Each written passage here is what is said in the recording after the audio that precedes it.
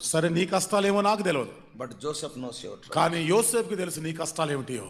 What type of difficulties he under? ఎన్నెన్ని కష్టాలు, ఏమి కష్టాలు పడ్డాడు ఆయన. Can you expect Joseph to maintain faith in God? యోసేపు ఇంకా దేవుని యందు విశ్వాసం ఉంచగలడని ఊహించగలమా? Everywhere, without his fault, he was punished and punished. ఎక్కడికి పోయినా తను ఏ తప్పు చేయకుండానే శిక్షించబడుతూ వచ్చినాడు. His own brethren, సొంత అన్నలు has he done anything wrong? ఏమైనా తప్పు చేసినాడా? He was bringing the evil report regarding the children of those two concubines. ఆ ఇద్దరు మరి ఆ దాసీలు లేదా ఉపపత్నులు, యాకోబు ఉపపత్నులు కుమారులు చేసిన చెడ్డ సమాచారాన్ని తెచ్చి తండ్రికి చెప్పినాడు. Why he was telling? ఎందుకు చెప్పేవాడు? Because father's honor is at stake. ఎందుకనగా తండ్రి యొక్క పేరు, ఆయన యొక్క ఘనత ప్రమాదంలో ఉంది.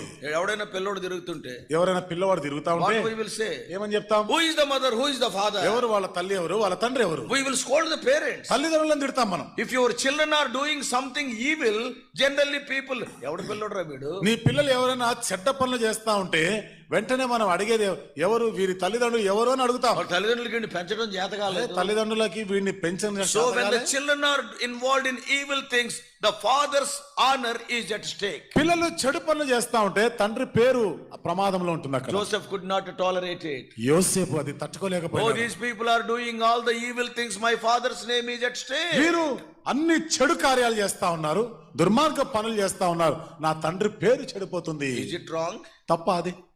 to have concern for the honor of the name of the father? తండ్రి పేరు చెడిపోకుండా ఉండాలని ఆ పట్టింపు కలిగి ఉండడం తప్ప. Not only that, అంతేకాదు, the flock of his father is in danger.